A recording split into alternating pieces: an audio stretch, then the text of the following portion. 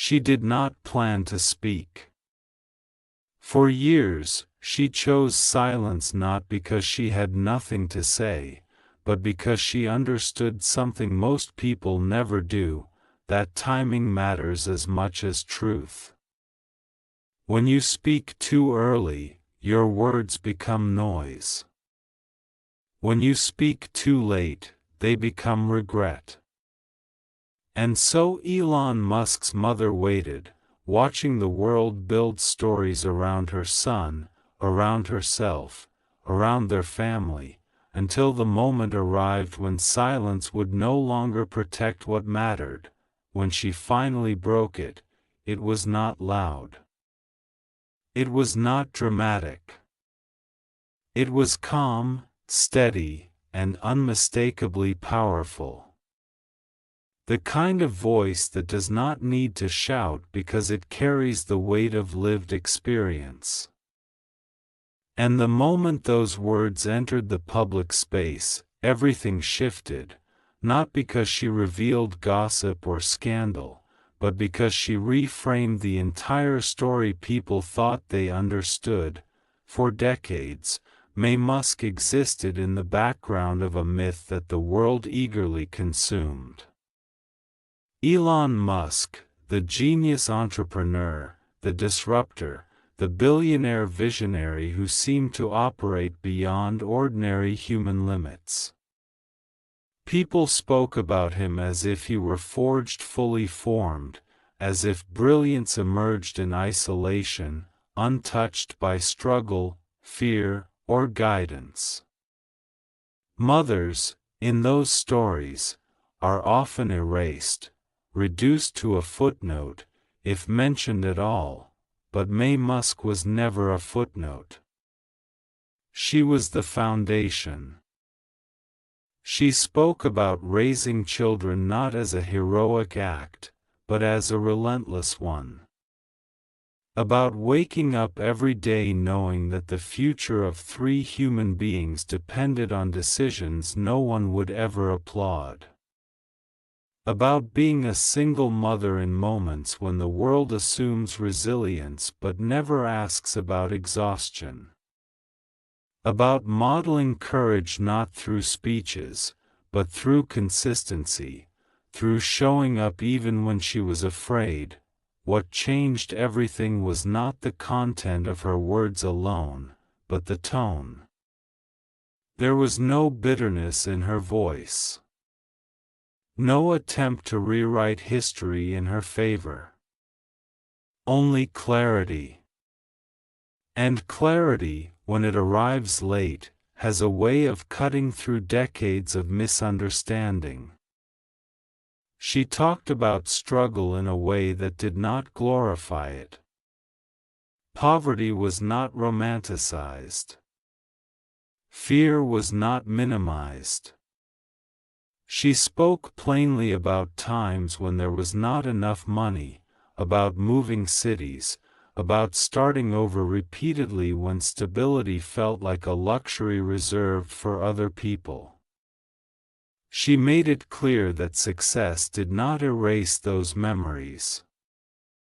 It simply made them visible in hindsight, and in doing so, she quietly dismantled a dangerous lie, the idea that greatness requires isolation, that exceptional people emerge without support, that emotional hardness is the price of achievement. She showed that behind ambition there can be tenderness, behind discipline there can be care. And behind vision there can be a mother who believed long before the world did. What struck people most was how she described Elon not as a legend, but as a child.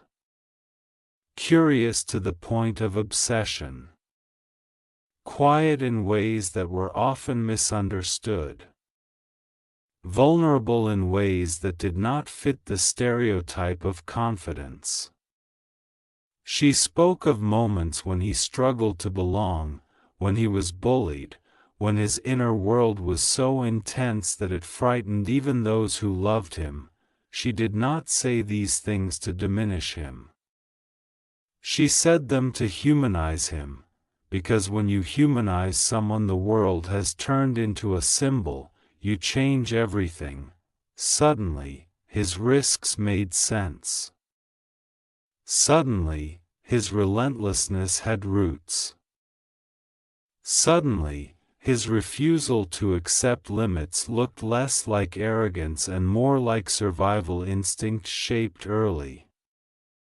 She showed that what the world calls genius often begins as sensitivity, raw, unprotected, and misunderstood.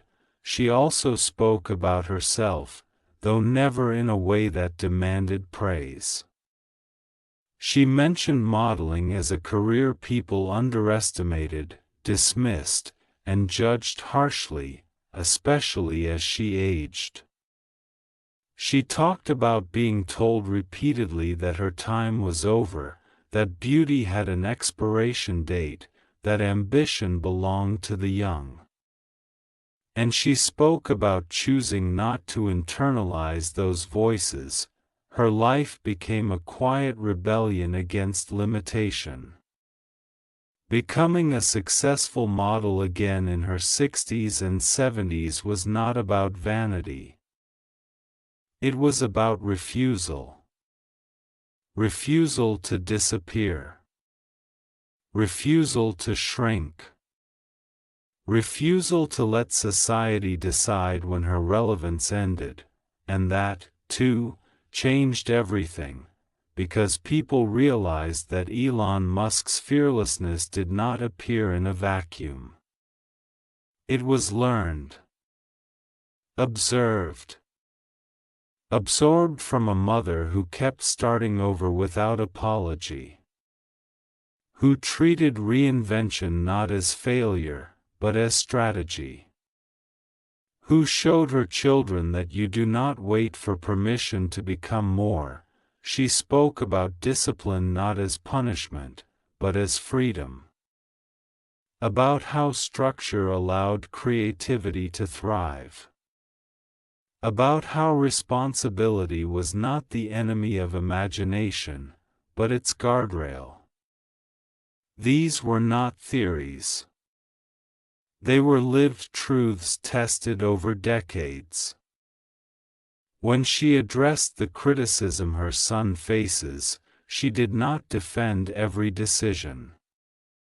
That was another moment that surprised people.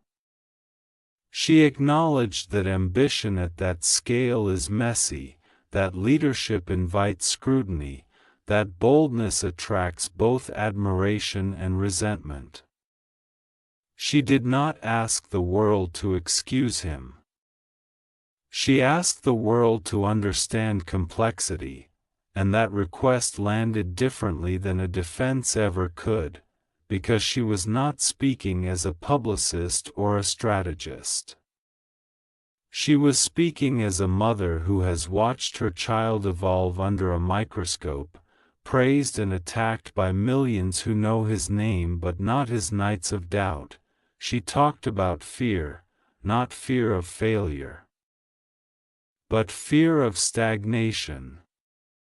About how she recognized early that some people are wired in a way that stillness feels like suffocation. That to demand safety from them is to demand silence from a storm. She explained that guiding such a child is not about controlling direction, but about teaching resilience when the inevitable collisions occur. Her words reframed parenting itself, not as ownership, but as stewardship. Perhaps the most powerful shift came when she spoke about love.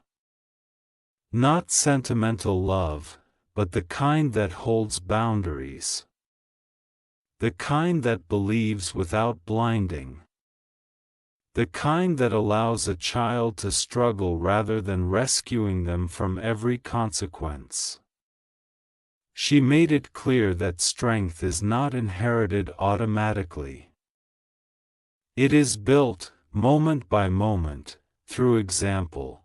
People listening began to see that what they admired in Elon Musk, his refusal to quit, his tolerance for pressure, his appetite for risk, were not isolated traits.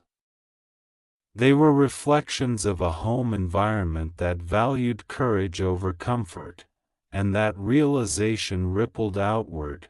Suddenly, conversations changed. About success. About motherhood. About aging. About resilience. About what it really takes to build something that lasts. Mae Musk did not break her silence to center herself. She broke it to correct a narrative that was incomplete. And in doing so, she elevated not just her son's story, but the stories of countless women whose influence is invisible because it is quiet. She reminded the world that behind every public triumph are private sacrifices no headline can capture. That behind innovation are years of uncertainty. That behind confidence is often a parent who whispered belief long before applause existed, and maybe that is why her words felt so destabilizing. Because they challenged a culture addicted to shortcuts and lone genius myths. Because they insisted that roots matter.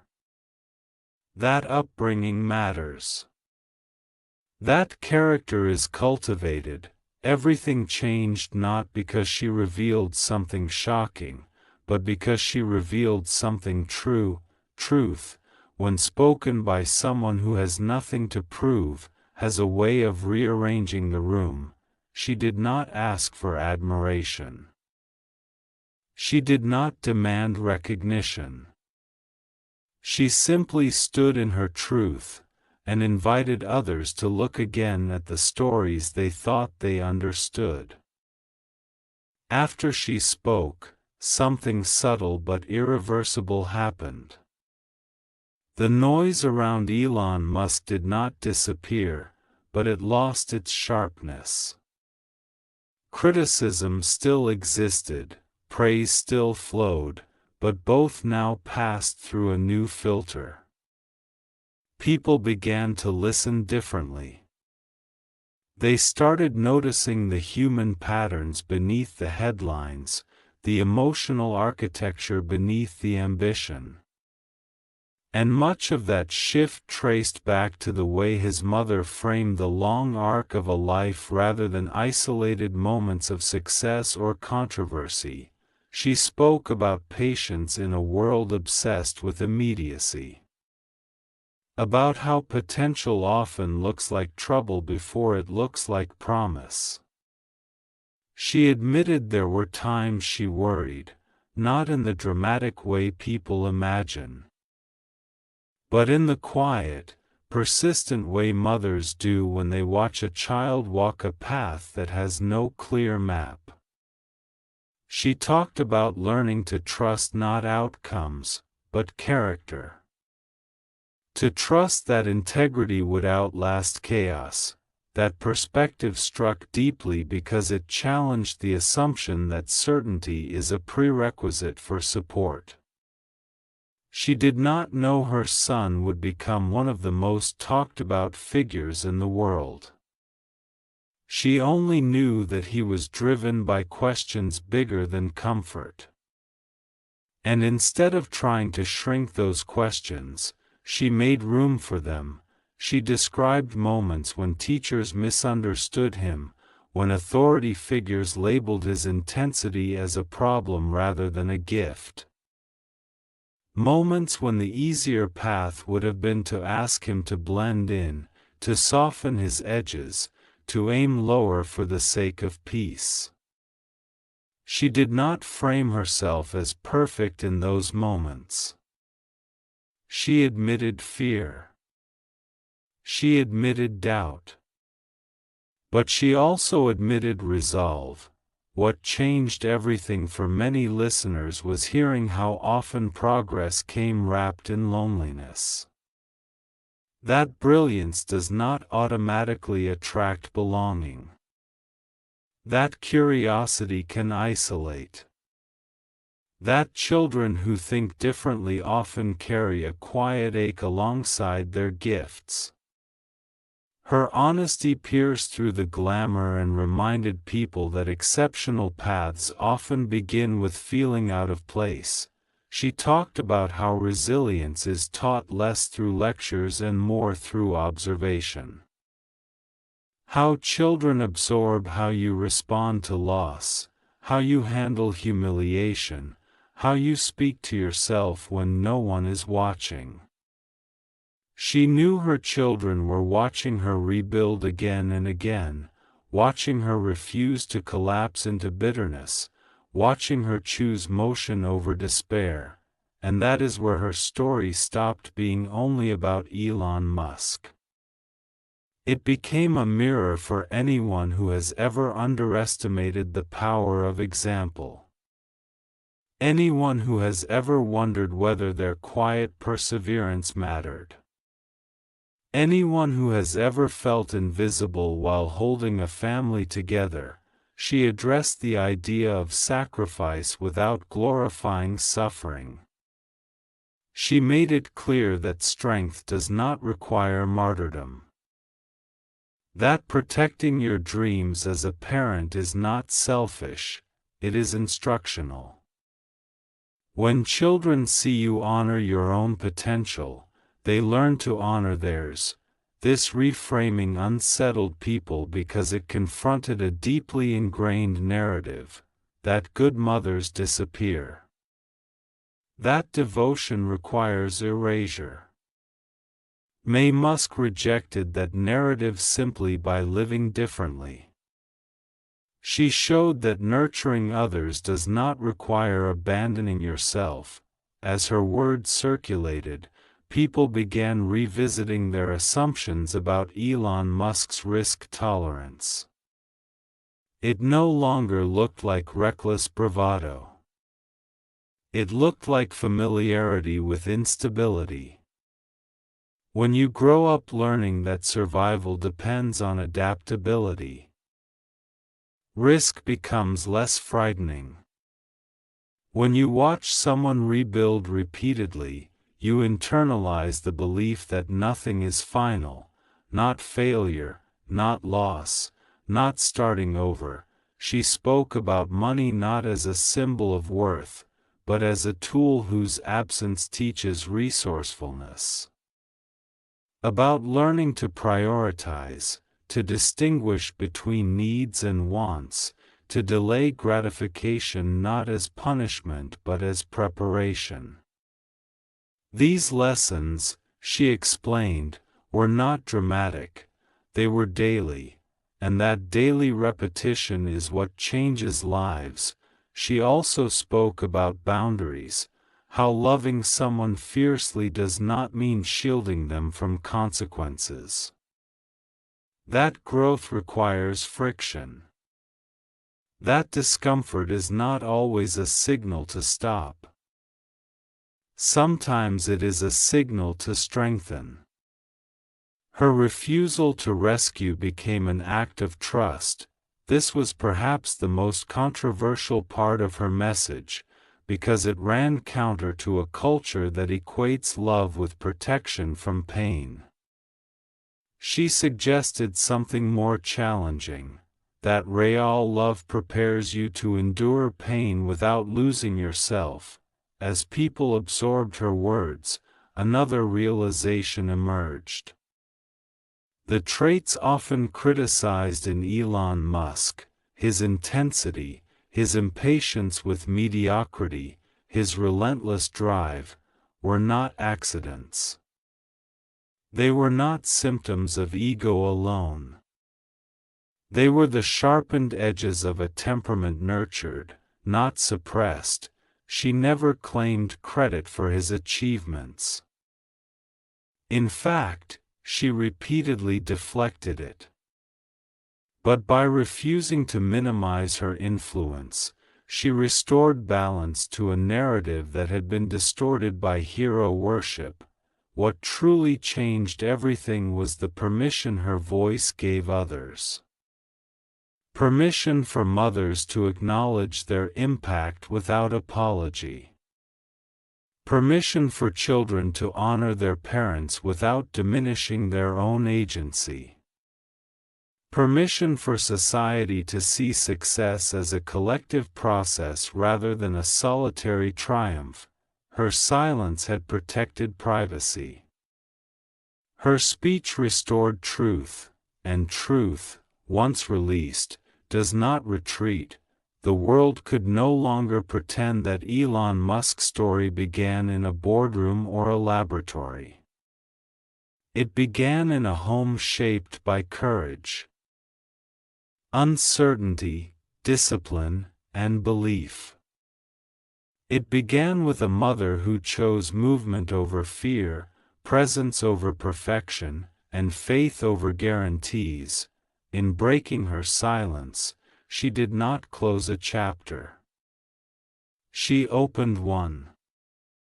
And in the space she created, countless unseen stories finally felt seen. As the echoes of her words continued to travel, another layer of the story began to surface, one that had little to do with fame and everything to do with identity.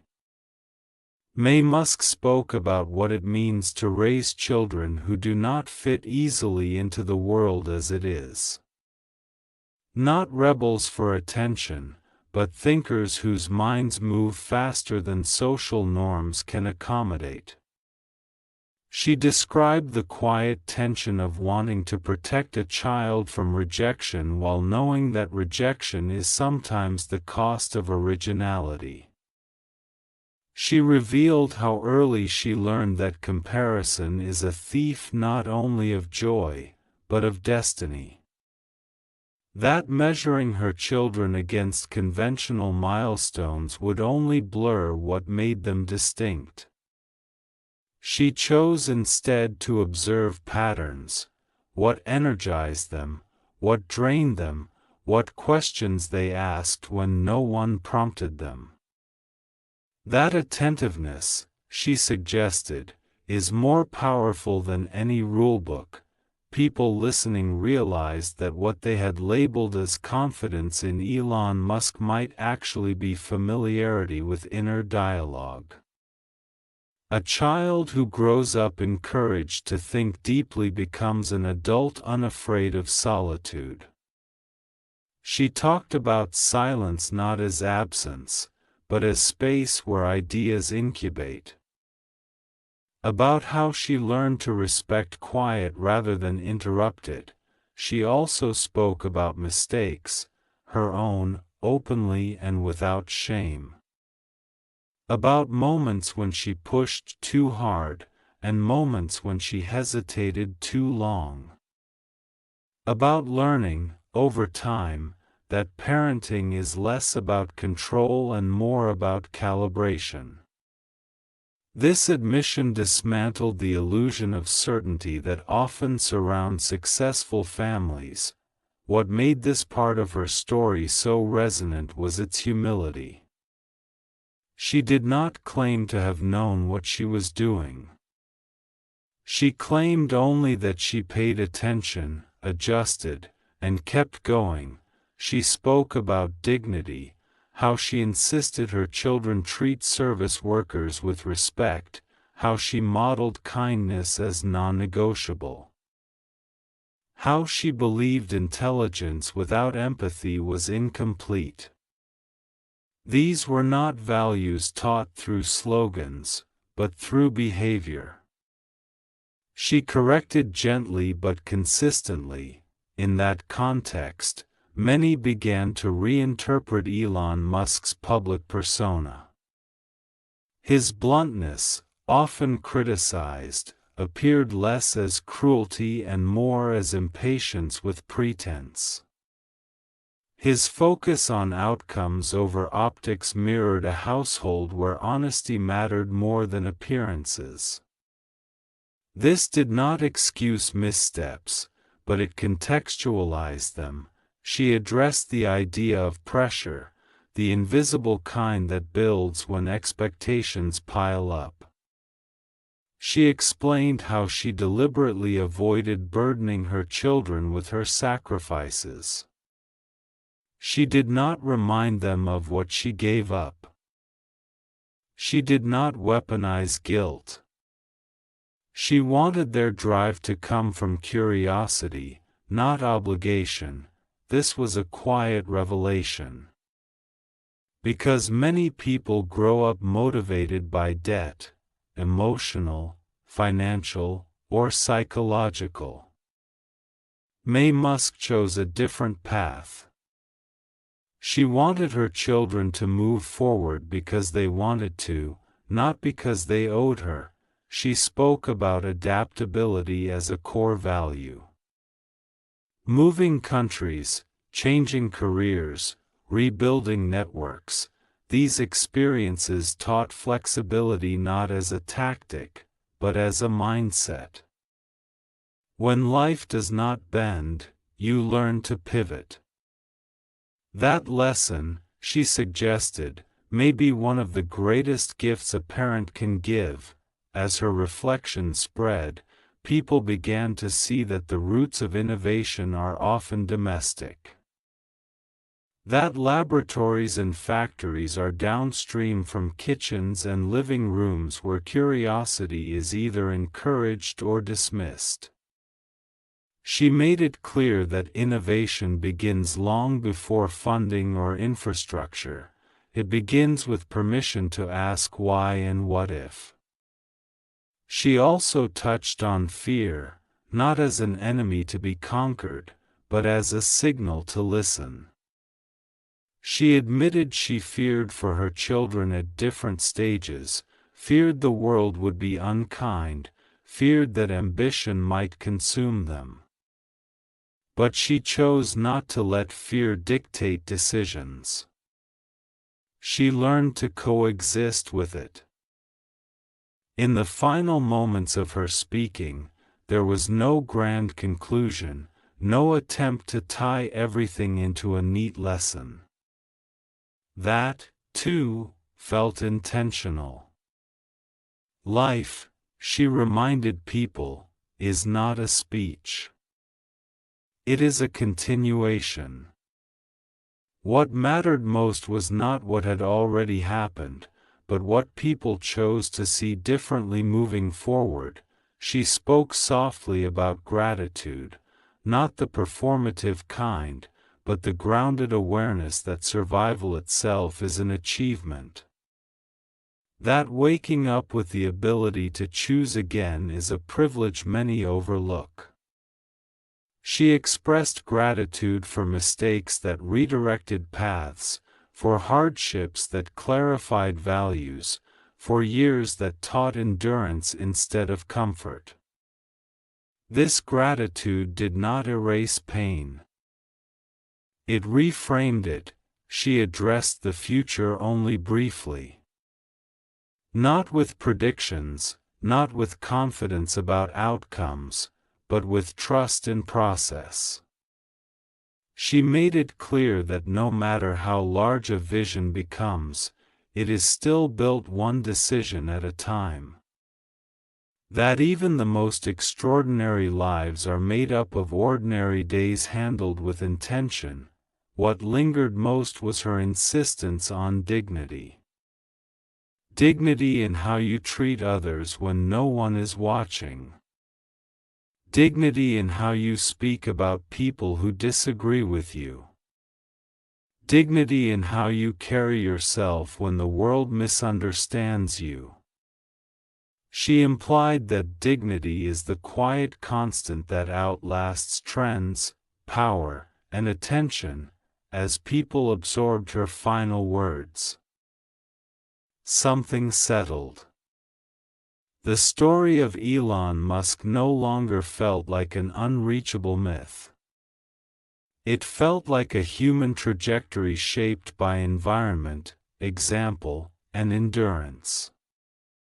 The story of May Musk no longer felt like a supporting role. It felt essential.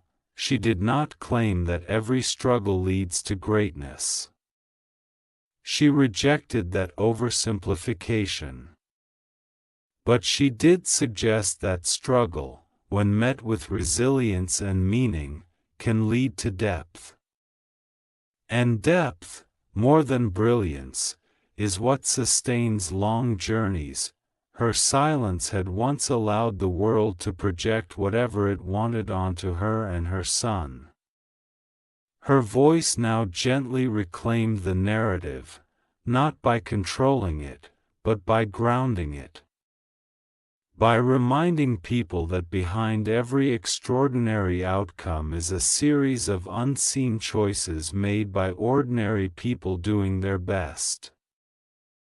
In the end, what truly changed everything was not revelation, but recognition. Recognition that influence does not always announce itself. That power can be quiet.